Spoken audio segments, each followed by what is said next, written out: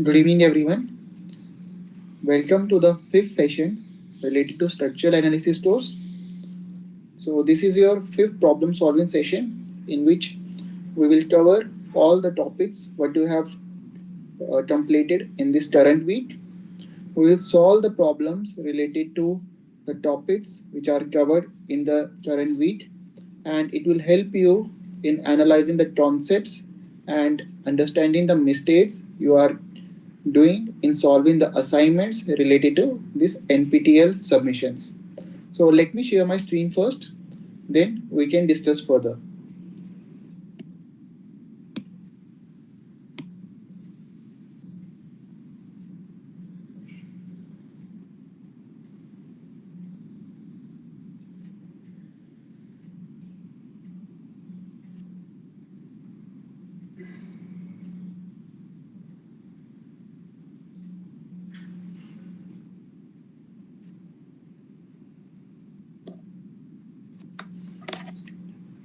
So I hope the screen is visible to everyone.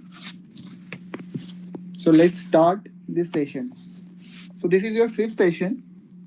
Likewise, we used to conduct every week on Saturday this session in which we will solve the problems on the topics whatever you cover in the current week, and it will help you in understanding the concept in better way. So let me introduce myself. My name is Pranam Mahajan. I am a PMRF scholar in Department of Civil Engineering from IIT Madras. So this opportunity is given to us by NPTEL, wherein every week we will help you in solving the problems related to structural analysis course and what you have covered in the current week. So let me give you a brief description about the course details. So by this time you have reached to the week 5, in which we have covered all the topics related to statically determinate structures. So what we have covered till the current week. So we started with analysis of beams and frames, and we have determined the bending moment and shear force diagram for beams at different sections along the length. Then we started with planar truss, in which we have seen that if you want to determine the forces in the member, so you can utilize two methods. One is method of joints and another is method of section. After that, if you are required to calculate the deflections at different joints of the beam, how you will do? You will utilize the method of virtual work or principle of virtual work. So by this, truss part is completed. Then we move to the deformation part for beams and frames. So for beams, we have seen one method previous week in which we have seen how to solve the problems using moment area method. So in this current week, we will see that what can the problems what are the problems which are required to be solved, and we will utilize another method to solve that, that is conjugate beam method, direct integration method, and unit load method. So these three methods we will give you a glimpse by the examples that we cover in this current week, and it will help you in understanding of various methods that are utilized to determine the slope and deflection at different points of the beam section. So after that, you will cover the whole syllabus for the statically indeterminate structure, but in between 1 week will be there for influence line diagram, wherein you will analyze the beam member based upon the not a static load that is applied over the beam, but it is based upon the moving load, like a train is moving over the bridge. So we can analyze the forces acting on that bridge based upon influence line diagram, which is generally utilized or based upon Mueller-Breslau principle. So talking about current week or the topics you covers, so you started with analysis and the deformation behavior for beams and frames. So previous week we have covered how to determine the values using moment area method in which what we have done, we have converted the bending moment diagrams into M upon EI diagram, and from M upon EI diagram we have used the two theorems in which it is told that if you are required to calculate the slope at a point, you have to take area of the bending moment diagram between those 2 points. Whereas if you are required to calculate deflection at that particular point, what you will do, you will take moment of that particular area of the bending moment diagram between which you are expected to calculate the relative displacement. So now another method come is conjugate beam method. So let me give you a brief algorithm steps involved to calculate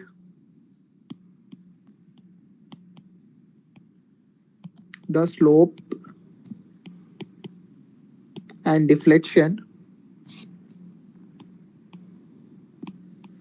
using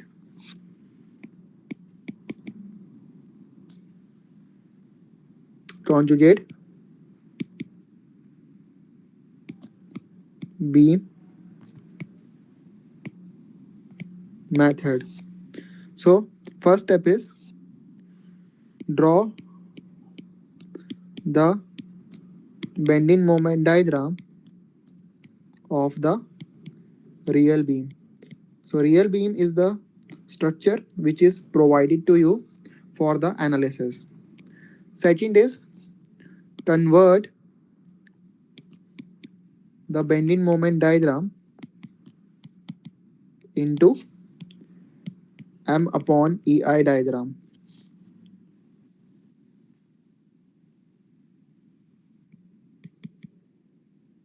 Fine. So third step takes into account to convert the real beam into conjugate beam. Fine. So how to convert the real beam into conjugate beam, I will not touch because there are many supports that are required to be taken out. So we will see some examples for that, how to convert that, and then it will be easy for you to understand this. Fourth is determine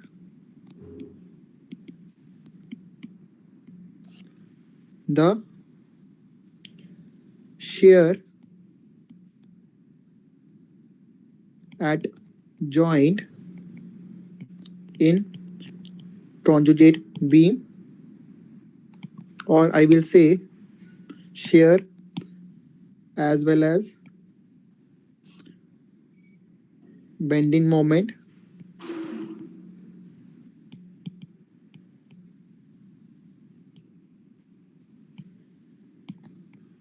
of a joint in conjugate beam. So what is the benefit of calculating the shear and bending moment at a particular joint? So this shear and bending moment will give you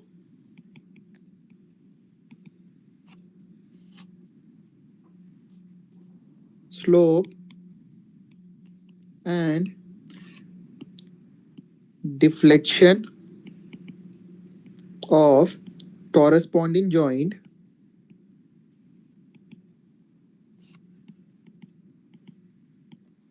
in real beam. So whenever you are required to calculate in real beam the slope and deflection, so you will convert it into conjugate beam. So you will convert that into conjugate beam, and from that you will determine the shear and bending moment of the conjugate beam. So it will give you the slope and deflection at the real beam. Okay, so this is the easy way, or you can say the basic steps that are involved in conjugate beam method to determine slope and deflection in the real beams. So let's start the current session. We will solve some problem, and it will help you in gaining the concepts related to conjugate beam method, as well as unit load method, as well as direct integration method. So, so this is the first problem. Now in this you have to convert this real beam into conjugate beam. So first basic property is, I will write in the next page. So in real beam,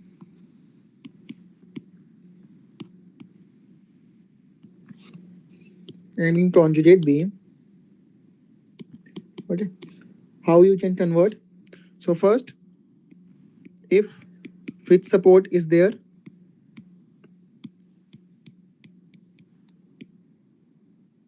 it will become free support.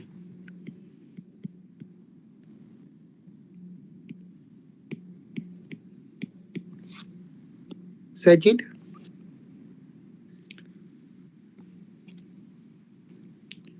internal hinge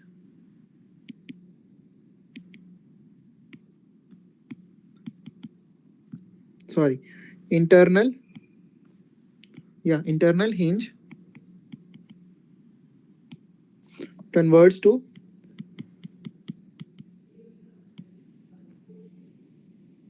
external hinge. Third, external hinge will remain as same as external hinge in the conjugate beam. Okay, so these are the three boundary constraints that are given to you. So using this, we will draw the conjugate beam for this current given problem. So let me draw this first.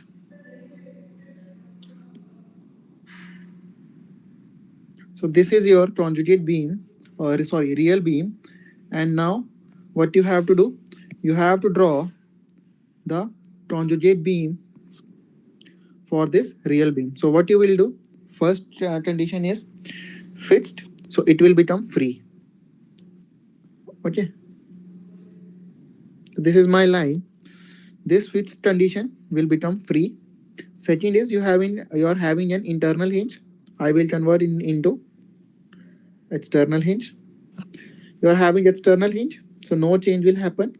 So it will convert into external hinge.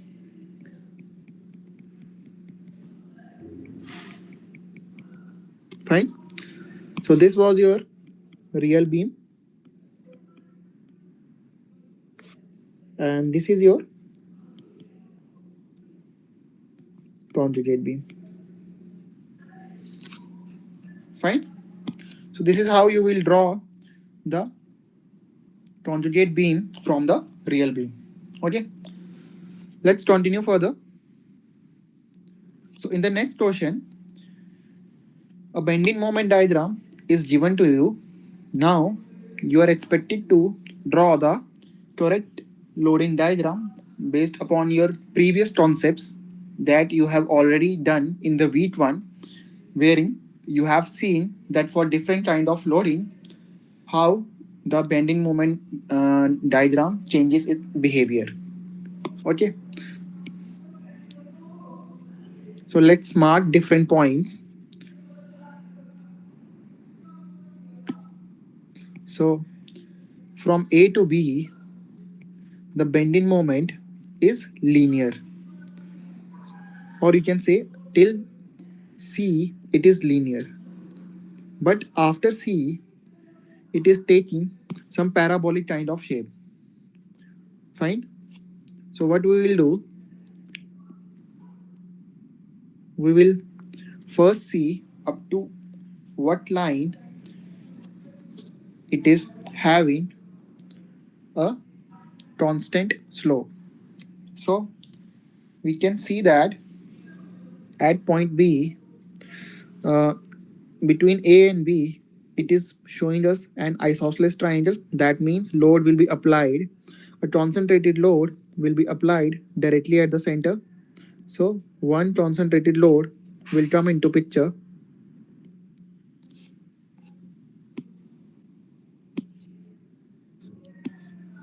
So let me write this. this is A and this is B. Fine. Now after B, the beam is showing a linear behavior, but in this case you can see the moment at end is 0. That means some kind of support will be there, or we can consider it for a time being that, let's say, there is one internal hinge. That means from C to D, it is showing to you a parabolic kind of a behavior. So we can mark it as a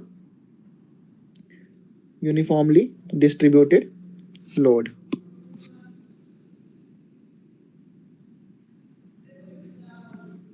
Fine.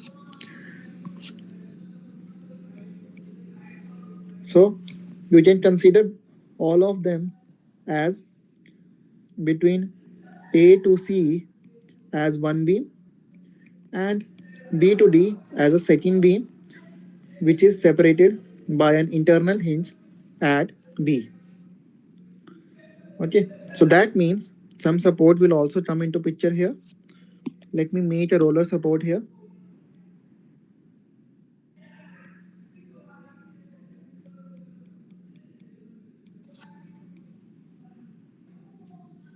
And hinge in this case.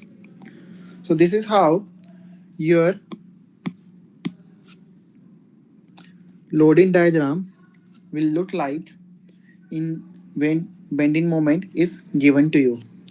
So reverse case also could happen that you are expected to determine how the loading condition will be there when bending moment diagram is provided to you. It will help you in understanding the concept in a better way. So next, let's see the third question, in which it is mentioned that you are expected to determine the slope as well as displacement at the free end of the beam. So free end is end A. So now we will use the conjugate beam method to determine the slope and displacement.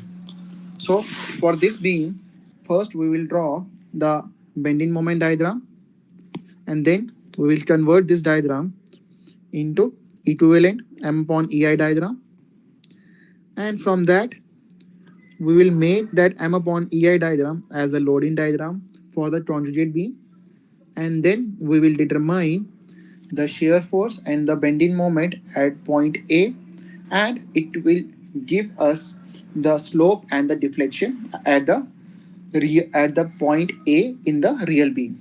Fine. So let me draw it, then it will be easy for you to understand. So how the bending moment diagram for this case will look like. So suppose this is your beam. So concentrated load is there. So a linear bending moment diagram will be there. And what will be the maximum value in this case? So maximum value in this case will come out as 18 kilonewton meter. Fine. Now we will convert this bending moment diagram into equivalent M upon EI diagram.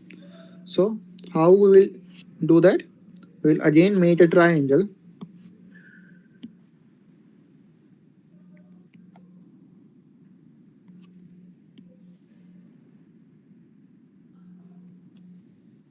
Yeah. So here the maximum value will come out as 18 upon EI, and this will be your M upon EI diagram. So this M upon EI diagram will act as a loading diagram for the conjugate beam. So in conjugate beam, we have seen that the fixed end will become free and the free end will become fixed. So we will fix this. Okay. So now this is becoming your loading diagram for the conjugate beam. So in this, you can see loading will also come.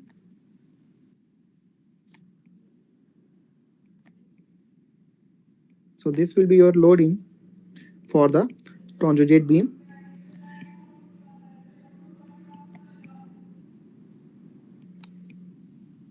Now you have to determine the what you can say shear as well as bending moment diagram for this diagram. Okay, for this beam, so now this has become your conjugate beam. So this has become your conjugate beam. Okay, now we will determine at support A the shear as well as the bending moment diagram. So here two reactions will also come. One is this support reaction VA and corresponding bending moment or resisting moment MA. Fine. So let's solve this using principles of equilibrium. So first is you will determine this reaction force. So how you will determine that? So I will take summation of force in y direction to be equal to 0. This will give me VA to be equal to 1 by 2 into 3 into 18 upon EI, and that will be equal to 27 upon EI. Fine. Now, if you are expected to calculate moment also, so we have summation of moment at A will be equal to 0. That means capital M A will be equal to 1 by 2 into 3 into 18 upon EI. This is how you determine the moment for the uniformly varying load and then multiply by the distance. So what will be the distance? It will be 2 by 3 of 3 and it will give you a value as 54 upon EI. Now what is expected from you? It is expected that you have to determine shear force, slope and deflection in the real beam. So how you will do? You will use, so using conjugate beam method principle,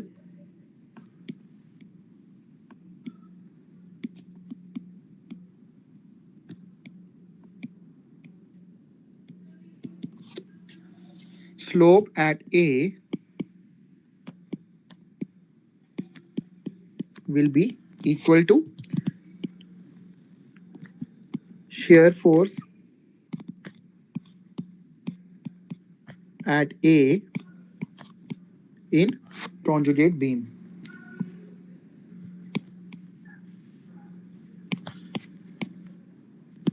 So this will be equal to VA, and VA we have already calculated as 27 upon EI. Now if you have to see that whether this slope will be clockwise or anti-clockwise direction, so how you will see? So see this loading. Because of this loading, the beam will undergo the deflection profile like this. Let me use another color. So if I have to draw the deflection profile, it will move like this. Correct? So in this, if this is your datum line, okay, sorry, I will make, because this is your conjugate beam in real beam. So if we in real beam draw the deflection profile, how it will look like? It will look like this.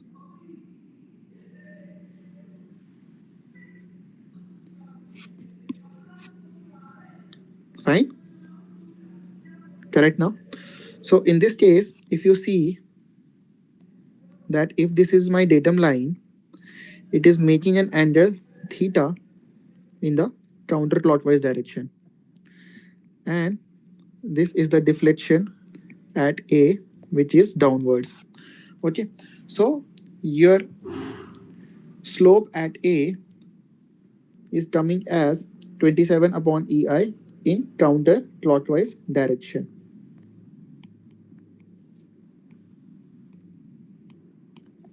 Fine. Similarly, if you are expected to calculate deflection at A, so your deflection at A will be equal to bending moment at A in conjugate beam.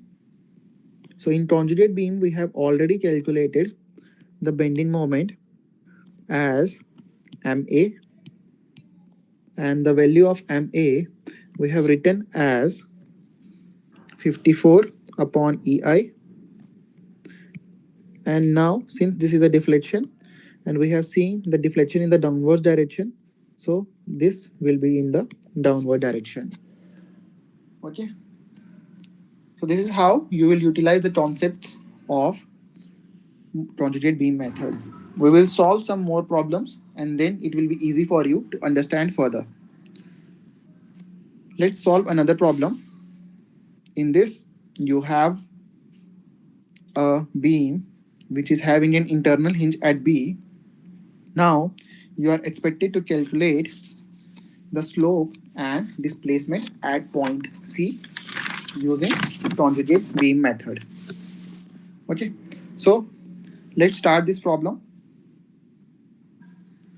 So in this case, first we will find the reactions in the main beam. So let's say this is AY, this will be dy. Okay, so for the first case we can divide this beam into two parts because there is one internal hinge. So your summation of moment at B will be equal to 0. So taking clockwise moment as positive, so your 25 into 3 minus dy into 6 will be equal to 0. So from this you will get dy as 12.5 kilo Newton, because currently I am considering only BD part of the beam. Okay, now if you use summation of Fy is equal to 0, so then what will happen? By plus dy will be equal to 25 and you will get by equal to 12.5 kilo Newton. Fine. So now by and dy we have calculated. Now you have to calculate ay also. So how you will calculate? So now in the complete beam, you have summation of Fy equal to 0. This will give you ay plus dy to be equal to 25. And from this, you can calculate ay equal to 12.5 kilo Newton. Fine.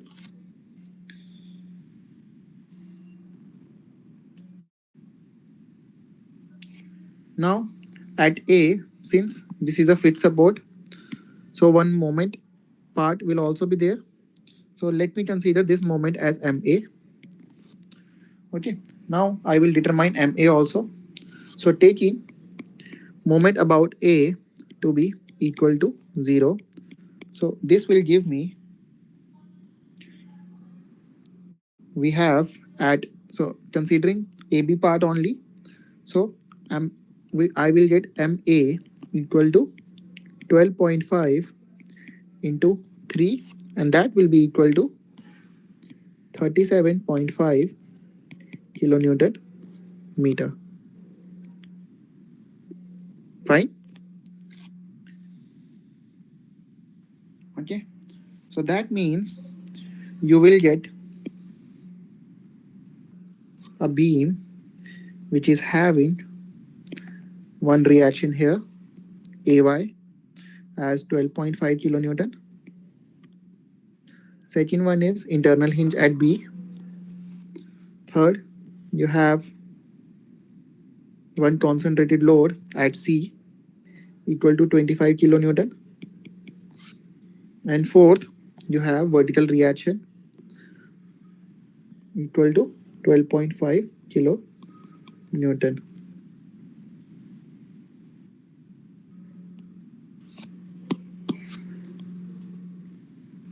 Fine.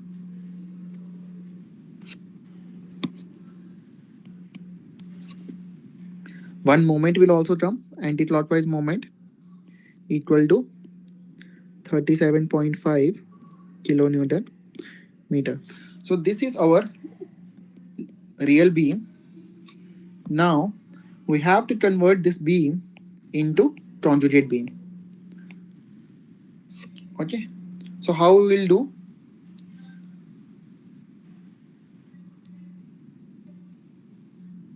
So how we will do? We will draw the bending moment diagram for this real beam, and then it will be easy for you to understand that. Okay. Now for this real beam, we will determine the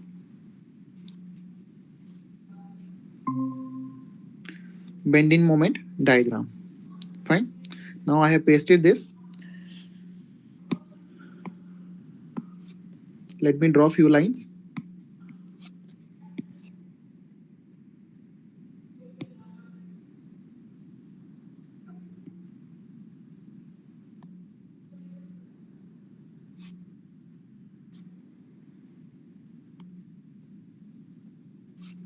Yeah.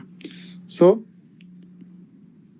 if you start from point D, you can see there is one concentrated load, and what will happen due to this, the bending moment diagram will be linear. And what will be the maximum value? The maximum value will come out as 37.5 upon EI. I am directly drawing M upon EI diagram. Fine. Now at point B, if you will see, you will get to know that it is coming down. Okay. And from A to B, this will continue further, and the value I will get here, it is 37.5 upon EI. Fine. So I have directly drawn M upon EI diagram, and I can utilize it as a conjugate beam. So I can write, this is my real beam, this is my conjugate beam. I will make the supports, then it will show you as a conjugate beam.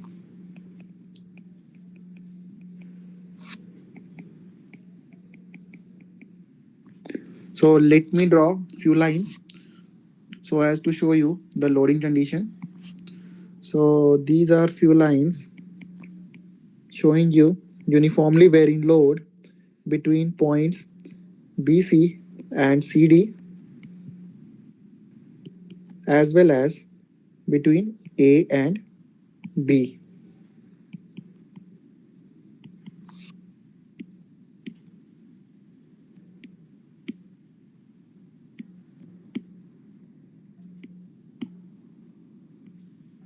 Fine. Now, since you have internal hinge, so that means one external hinge will come here.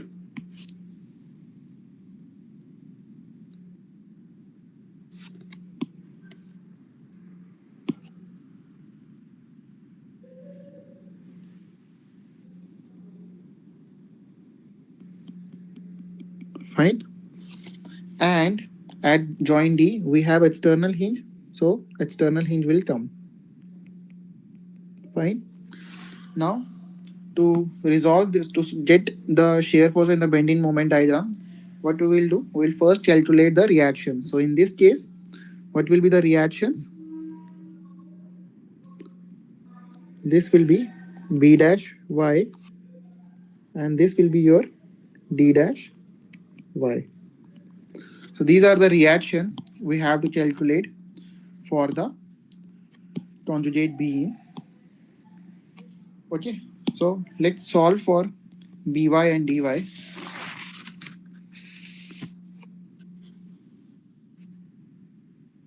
So taking moment about point B to be equal to 0. So what you will get? You will get 1 by 2 into 37 upon EI into 3 multiply by the distance, that will be 2 by 3 into 3. This is for part BD. This is for part AB. Now for part BD, it will come out as 1 by 2 into 37 upon EI into 6. So here I am taking complete isosceles triangle. So that's why I am taking it as 6 by 2. Okay, and that will be equal to dy, which is reaction, and the distance is 6 meter. So solving this, you will get the value as 56 upon 25 upon EI into 2 plus 112.5 upon EI into 3, and that will be equal to dy dash into 6. So from this, you will get the value of dy dash equal to 75 upon EI. So one reaction you got. Another reaction we will calculate using summation of Fy equal to 0. Now summation of Fy is equal to 0. So from this, you will use By dash plus dy dash to be equal to 1 by 2 into 37.5 into 6 for BD part, and 1 by 2 into 37.5 into 3. This is for AB part, and this will be equal to 56.25 divided by EI. Now you already know the value of dy. So substituting the value of dy, you will get by dash to be equal to minus 18.75 upon EI. So now you have calculated all the reactions. Now you can directly calculate the moment at section C, and similarly you can determine the shear force at section C, and that will give you the corresponding deflection and slope in the real beam. So consider section C dash D dash. Okay, so in this case you can see that M, so I am considering the moment to be as M in that part, 1 by 2 into 37.5 upon 3 upon EI into 3. So this is my load, uniformly varying load. And now I will multiply by the distance, that is 1 by 3 of 3. Another will come due to dy dash reaction, that is 75 upon EI into 3 equal to 0. That means I got the moment here as 168 upon 75 EI. So deflection at C will be equal to moment at C in conjugate beam.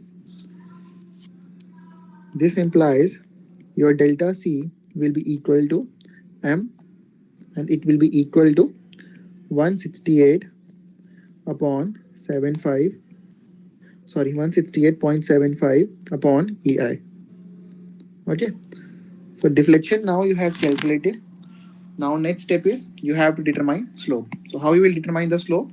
So for slope, we will determine the shear at section C. So shear at section C at C dash will be equal to VC dash to be equal to, first is reaction due to dy dash, that is 75 upon EI, minus the loading in CD part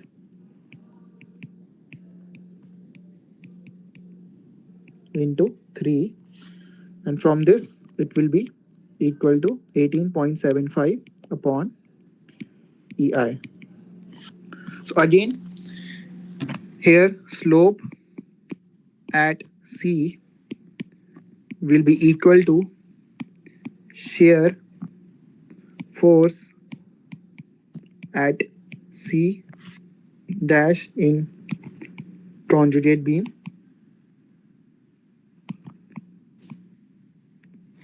This implies your theta C will be equal to V dash C equal to 18.75 upon EI. Okay, so this is how you will use the conjugate beam method to determine slope and deflection at any point. Fine. So let's solve one more problem in this conjugate beam method. So in this case, you are provided with a simply supported beam with a constant, or you can say concentrated moment about center. Now you have to determine slope at A and deflection at C. Okay. So now again the procedure is same. You will first determine the reactions and then you will draw the bending moment of the real beam. Okay. So let's say if I am taking this to be positive, this will become negative. Okay. This is your AY, this is your BY. So taking moment about A to be equal to 0, this will give you 50, which is the constant moment, minus by into 8, and from this you will get the value of by equal to 6.25 kilo Newton. And from summation of vertical forces to be equal to 0, you can write here that minus ay plus by to be equal to 0. This will give you ay to be equal to by to be equal to 6.25 kilo Newton. Fine. Now we will draw the bending moment diagram for this real beam. Okay. So I will copy and then we will draw in the next page. So how it will look like? We already have reactions here equal to 6.25. Sorry, here it is upwards. So here it is 6.25 and here it is downwards 6.25. Fine. Now to draw the bending moment diagram for this case,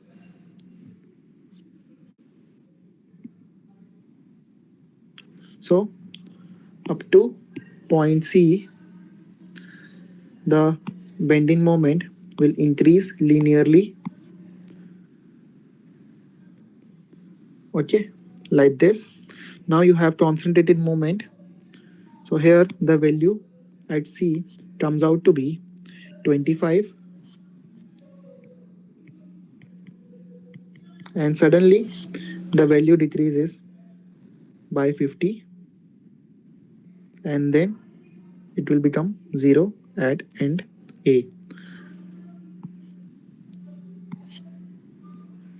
So here also it is 25 kilonewton meter.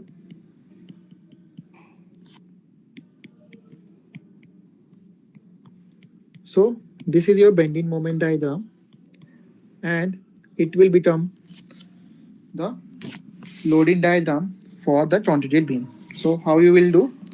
You will copy the same diagram, and then we can see that how it will look like. So let's draw the same M upon EI diagram.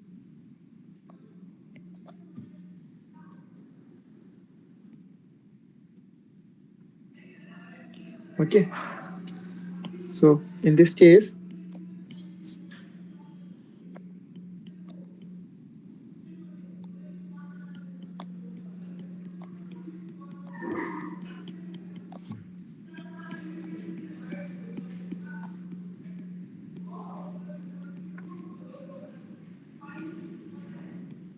fine.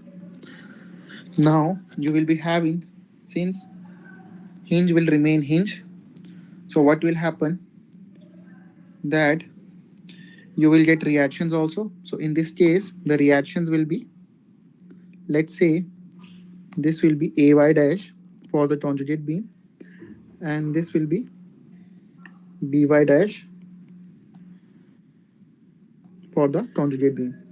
So let me write, this is your real beam and this is your conjugate beam. Now it is mentioned that you have to determine slope at A and deflection at C. So how we will do that? Let's see for that.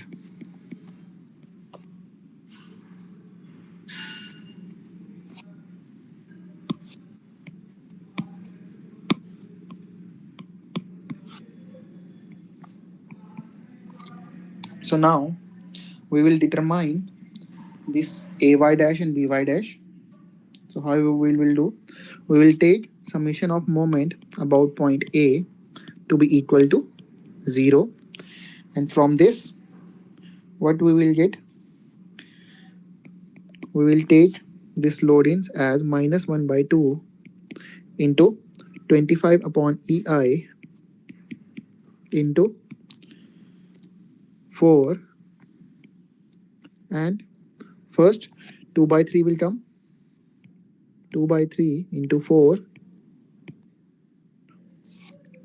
plus another positive half, that is 1 by 2 into 25 upon EI into 4.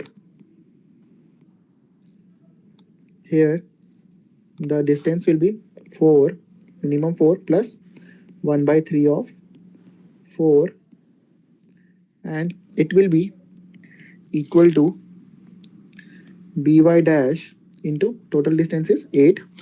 Fine. So this will give you minus 133.33 upon EI plus 266.67 upon EI, and it is equal to by dash into 8. From this you will get the value of by dash to be equal to 16.667 upon EI. Fine. So your AY dash, what will happen? So if you take summation of forces in vertical direction equal to 0, you can see that the loading diagram is almost equal in both the halves, so they are cancelling each out. So your ay dash will become minus by dash, and it will be equal to minus 16.667 upon ei. Now you have calculated the reactions. Only thing is, now you have to calculate the shear at A. Now that this is simple, because you already know that slope at A in real beam will be equal to shear force at A in conjugate beam.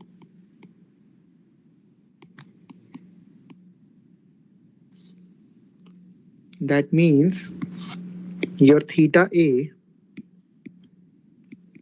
will be equal to ay dash to be equal to minus 16.667 upon ei. Ei value is given to you, so substitute that.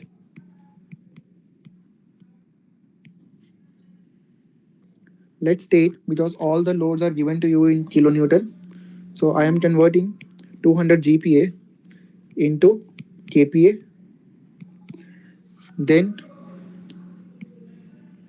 you have all the values in meters, so you have 8 into 10 power 6 mm to the power 4, so I am converting into meters. Okay, so you will get the value as minus 0.0104 radians.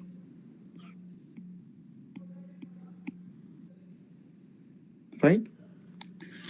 Now your deflection at C will be equal to moment at C in conjugate beam, or you can say C dash in conjugate beam. So what will happen, since loading is equal in both the directions, as you can see, so your delta C will become mc dash to be equal to 0. Fine. This is because if you try to solve also, you can see that your upward loading is cancelling out your lower loading, and also the reactions at both the ends are also equal. So due to that, the moment at the center of the beam will come out to be equal to 0. Fine. Let's solve few more problems. So you have a real beam available with you. Now you have to determine the conjugate beam for the same section. Okay, the same thing you have to utilize, that fixed end support will become free end support, internal hinge will become roller support. Then you have your internal hinge will become roller support,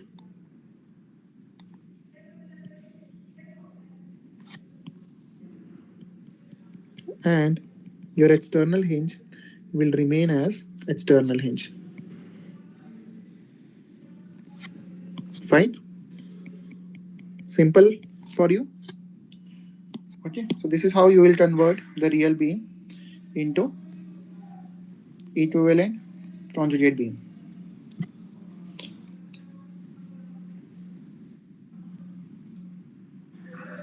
Oh, sorry. I have did one mistake here. Here, this is internal roller movement. What will happen in this case? It will become internal hinge. So this will become internal hinge. This is one mistake from my side. Okay, fine. Let's continue further. Now you have another question. You have to determine deflection at the midspan of the beam in the given figure. So how we will solve this? We will solve this using unit load and unit moment concept. Fine. So let me take you through the journalized problem first. Then we will substitute the value, and then it will be easy for you to solve this. So I am taking this 20 kilonewton to be P. Since distance is same in all the three spans, so I am taking the length to be L, L, and L. So due to this, if you draw the reactions at end A, it will also be equal. It will come out as P and P. Okay. So what I will do now, I will mark these sections in such a way that if I am taking moment at any section along this span, okay.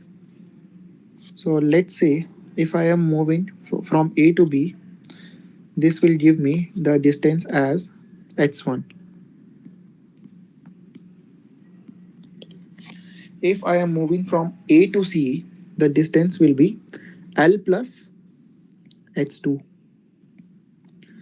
And if I am moving from C to D, the distance will be x4. And if I am moving from D to B, the distance will be x3. Fine. Since this beam is symmetrical, so what we can do, we can take the half section and then we can solve for the complete beam. Okay.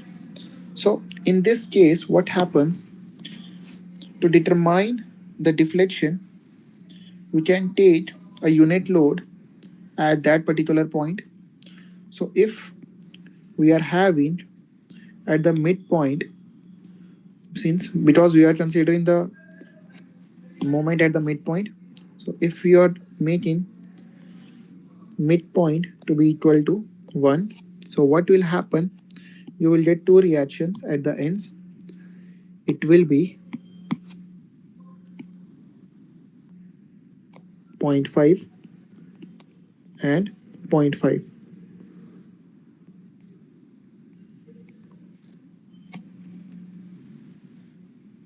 Okay, so what the formula says, that P into delta, that is unit load into delta, will be equal to integration of M, that is the moment due to the external load, small m, that is the moment due to unit load, upon EI, which is integrated over the whole length. So since this P is 1, so this delta will be equal to integration of m upon m upon m into n upon EI into dx. So let's see some conditions that for x1, which is valid for span AB, you can see if there is moment m1, you can write it as p into x1, and you can write small m1 to be equal to 0.5 into x1. Fine. And 0 to x2, because that is half a span, because we are considering till this point, center of the beam. Okay, so this will be up to the center, L by 2. Fine. So in this case, your M2 will become P into L plus H2.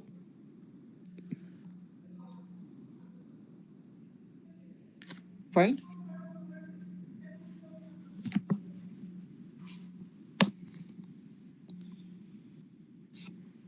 Minus PH2.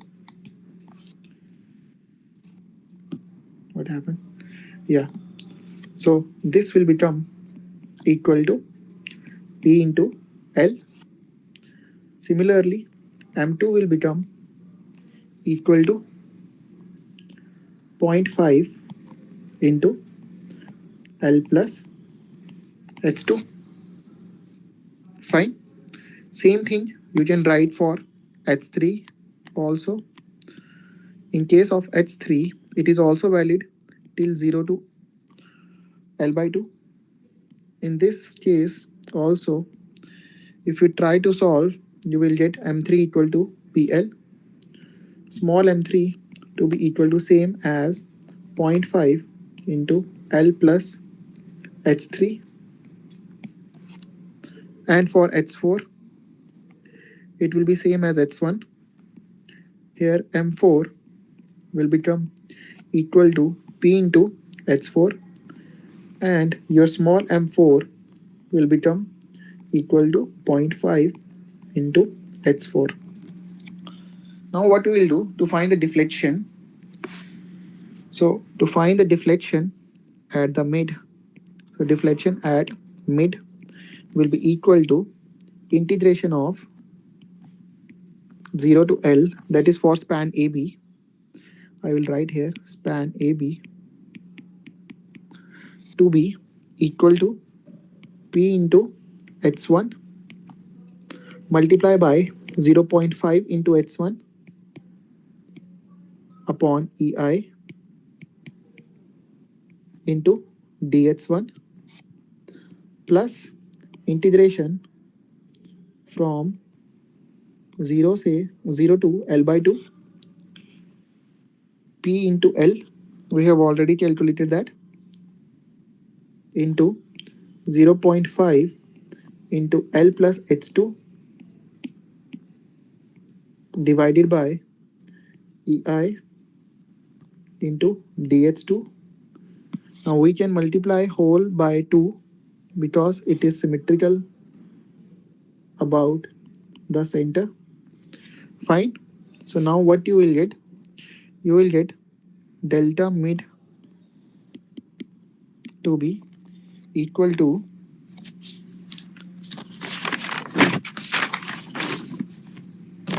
P upon 2EI. So integrate this, you will get as H1 cube upon 3 from 0 to L. This is for span P2 BC by 2. I will write half C by 2. Okay. Plus PL upon 4EI into LH2 plus H2 square divided by 2. And this is valid till 0 to L by 2. Multiply whole of this by 2. Fine. Same thing will continue. And now we will solve them. So you will get P L cube upon 6EI plus PL cube upon 8EI plus PL cube upon 32EI into 2.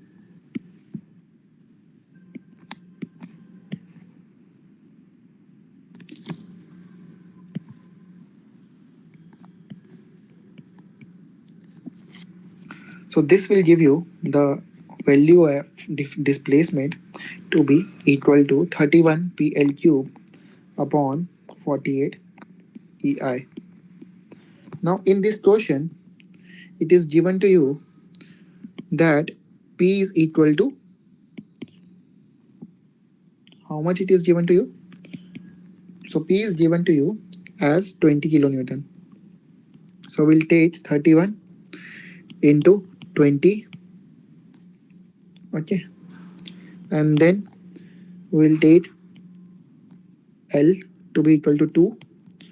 And now convert them into mm, 10 into 9, and kilonewton into newtons, 10 power 3 divided by 48 and 200.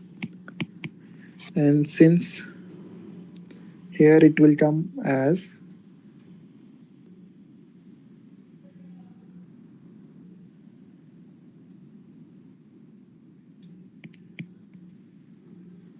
This we have converted into Newton and mm. So here 200 GPa is given to you. So that means 200 into 10 power 3 MPa. And same we have done for the moment of inertia. This will give you the value as 64.58 mm. So your deflection at mid is coming as 64.8 mm.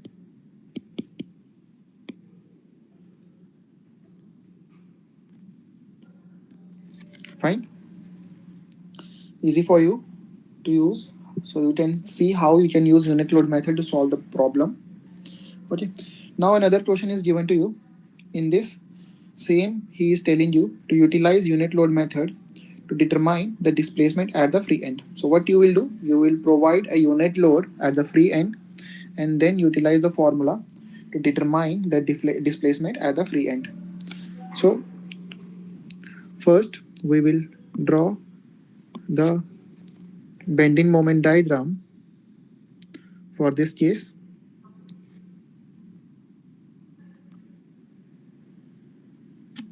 Okay, so in this case you can see that due to this external loading, your bending moment diagram will be like this.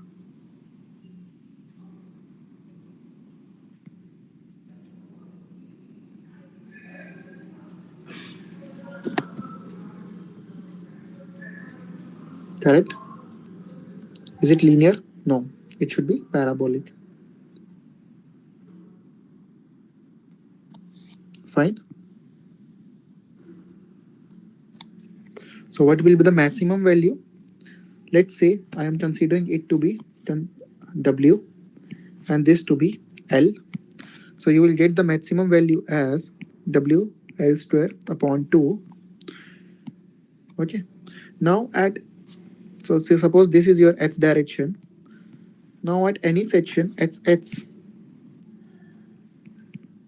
if you are required to calculate the moment, so this is your X, this will become L minus X.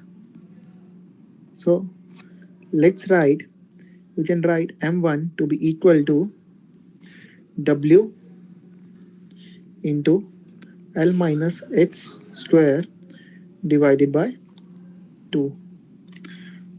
Fine.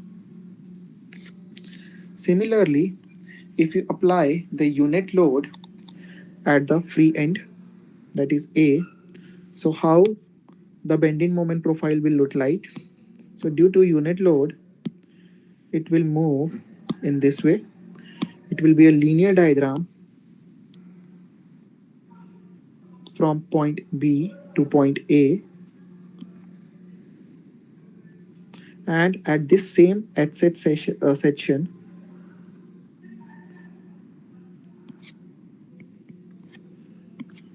so at same exit section, this is your unit load. So here the maximum value will come as L.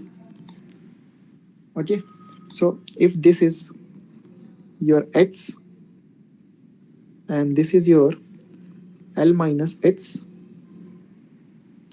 okay, so your M2 will be equal to minus L minus X.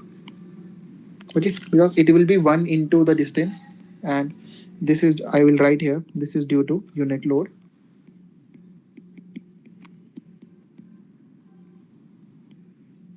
Fine. Now we will find the deflection at the free end. So your deflection at B will be equal to integration from 0 to L M1 M2 upon EI into dx, and that will be equal to, if you substitute that, you will get here as 0 to L W into L minus H square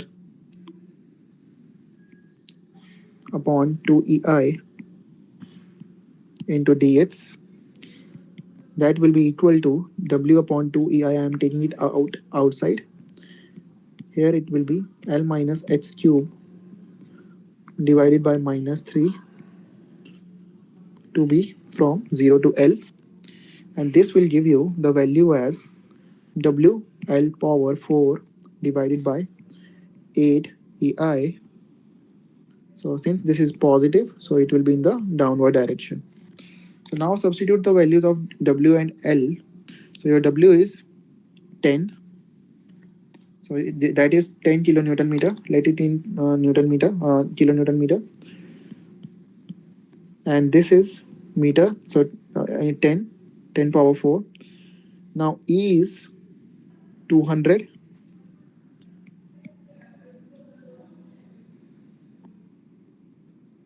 GPA.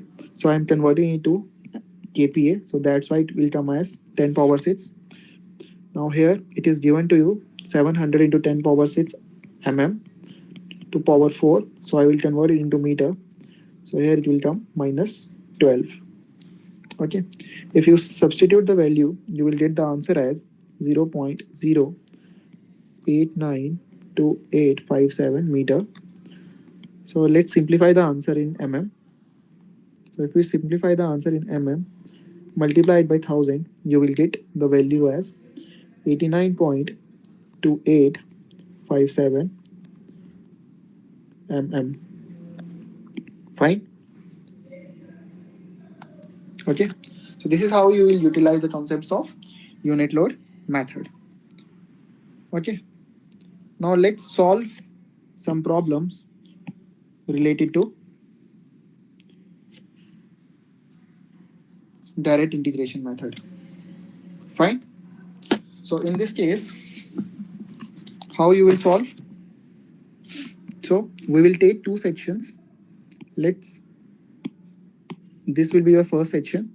I'm taking it to be XX.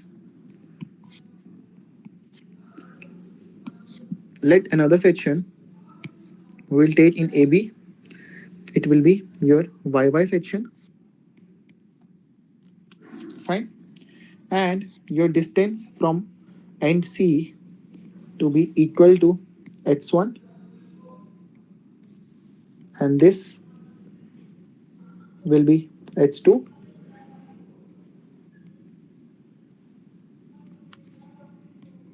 Okay. So first take reactions at both the ends. So let's say this is your RA, this is your RB. So determine them. So taking summation of moment about A to be equal to 0. So this will give you P into 2A minus RB into A to be equal to 0. From this, you can calculate RB to be equal to 2 twice of load, that is 2P. Similarly, if you use summation of vertical forces to be equal to 0, you will get RA plus RB to be equal to P. RB you have already calculated. That means you will get RA to be equal to minus P. Fine. Now we can make the equations of moment about both the sections, that is XX and YY. So let's write the moment about XX and YY. So now MXX, how we can write? We can write it as minus P into X1. Okay, because it is giving you an holding moment. For YY, we can write it as minus P into H2 plus RB into H2 minus A. Fine. Now substitute the value of RB here. You will get as 2P H2 minus 2P A. This will give you the value as P H2 minus 2PA. Now MHH and MYY you have calculated. Now use Euler-Bernoulli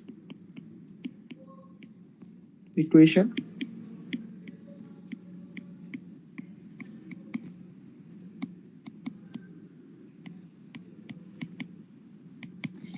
That is your MHH will be equal to EI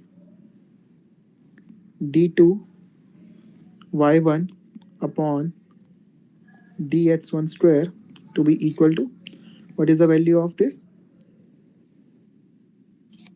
Okay, and this is valid form when h1 is lying between 0 to a. Fine. Now integrate both sides.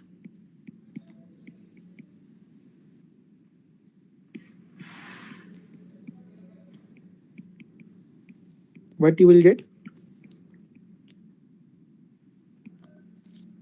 You will get EI dy1 upon dx1 to be equal to minus p h1 square upon 2 plus c1. Again integrating both sides.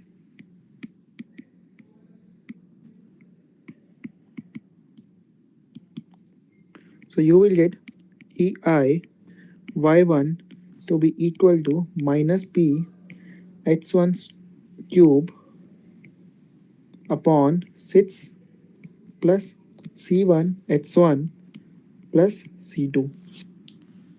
Fine, up to this point. So now we will do for section yy. So similarly,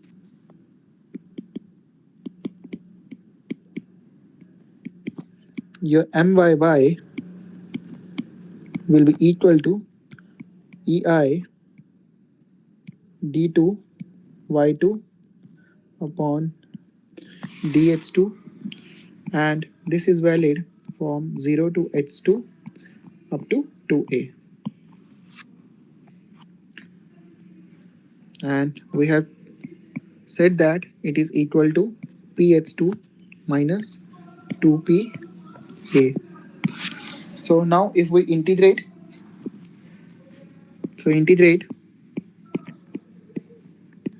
what you will get?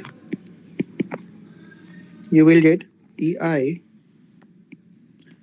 dy2 upon dx2. It will be equal to p h square upon 2 minus 2pa h2 plus c3, because c1 and c2 we have already used. Fine.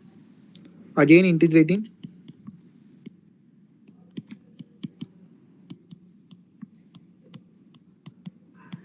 What you will get? You will get ei y2 to be equal to ph2 cube upon 6 minus pa h square plus c3 h2 plus c4. Okay, so now you have four constants. So to determine four constants,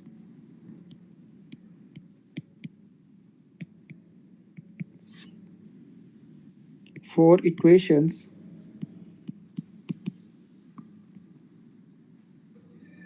as per boundary conditions are required.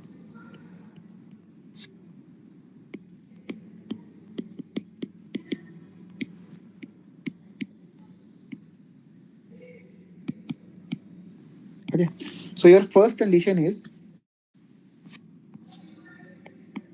that slope is continuous.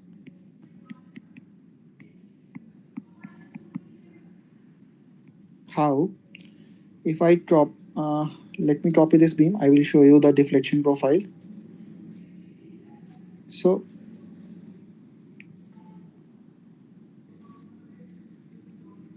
So if this is your beam, okay, how its deflection profile will look like? It will be light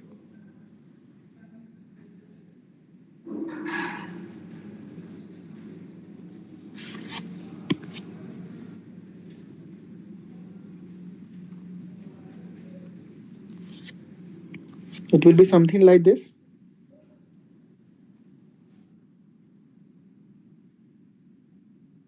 Fine. In this you can see at point B that slope is linear or slope is equal, so that means theta here is equal to theta here. Fine. So that means I can write that dy y1 upon dx1 will be equal to dy2 upon dx2, because up to BC I have h1 and after for AC I have h2. Fine.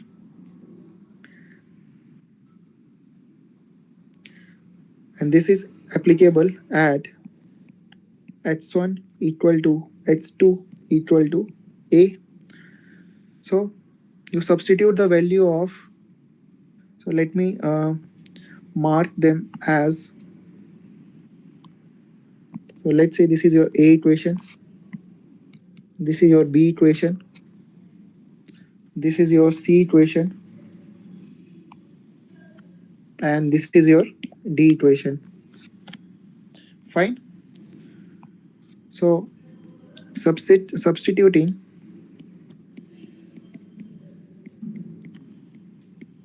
from equation A and C, what you will get? So substitute the values for h1 equal to A. So you will get minus PA square upon 2 plus C1 to be equal to PA square upon 2 minus 2 PA square plus C3. Fine. Solve this further. You will get C1 minus C3 equal to minus PA square. Let me write this as one equation. Okay. Second equation you have is displacement at B is equal to 0. Okay. So in this I will solve for two cases. One is y1 equal to 0 at h1 equal to a. Okay, so in this case what will happen? If you substitute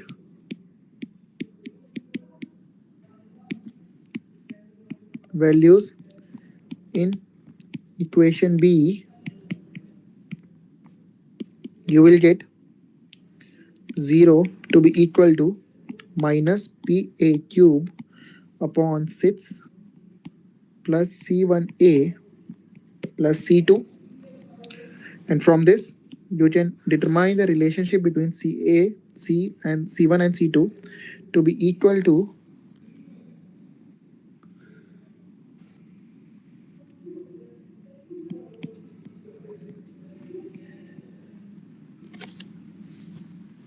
fine.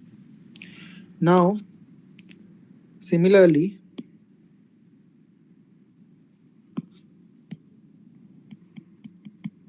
you are having another boundary condition as same, but displacement at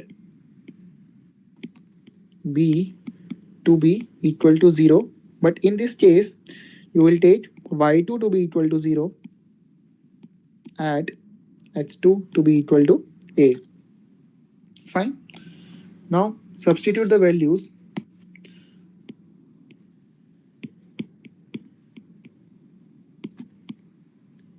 in equation D.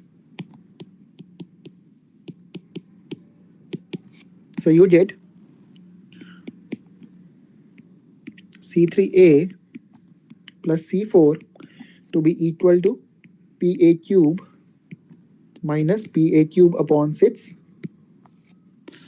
This will give you C3A plus C4 to be equal to 5 PA cube upon 6. Let's term it as equation 4.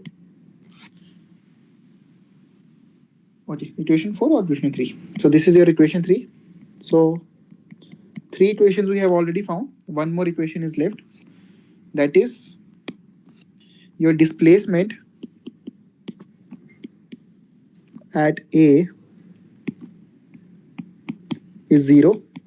And for this, you will be having only one equation, that is y2 is equal to 0 at x2 equal to 2a.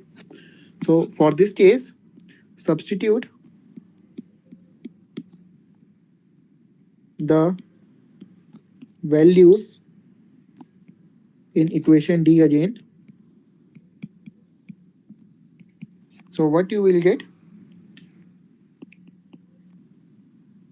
You will get 8 PA cube upon 6 minus 4 PA cube plus 2CA plus C4 to be equal to 0. So determine the relationship between C3 and C4. So 2C3A plus C4, after simplifying, it come out as 8 by 3 PA cube, and that is your equation 4. Now we can determine the relationship between C3 and C4 using equation 3 and equation 4. So I will write again using 3. We have the equation to be C3A plus C4 to be equal to 5 by 6 PA cube. Subtracting both, you will get C3A to be equal to 16 minus 5 upon 6 PA cube, and that will give you C3 to be equal to 11 upon 6 PA cube. Fine. Now using 3, we can get the value of C4 also. So C4 will become equal to 5 minus 11 upon 6 PA cube, and that will become equal to minus PA cube. So C3 and C4 we have calculated. Only remaining is C1 and C2. So C1 and C2, now we will use equation 1, that will give us the relationship between C1 and C3. So then how it will become? Minus PA cube, and substitute the value of C3. Okay. This will give you the value of C1 to be equal to 5 by 6 PA square. Fine. Now use equation 2.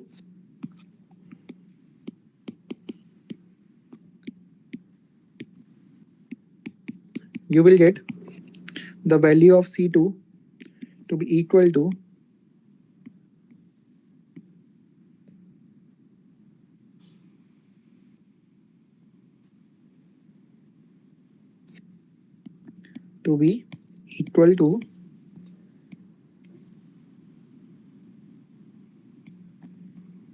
minus 4 upon 6 PA cube. Fine. Now all the 4 constants we have calculated. That means we have all the equations of slope and deflections available with you. Now in this question, you can calculate the value of slope at C how you can calculate. So slope at C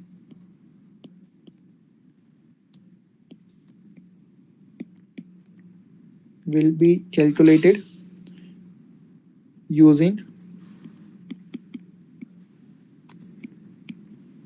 equation A, put in x1 equal to 0. This will give you EI dy1 upon x1 to be equal to 0 plus. So how much the value of C1 you have calculated? That is 5 by 6 PA square. Okay. From this you will get the value of slope to be equal to 5 PA square upon 6 EI. Fine.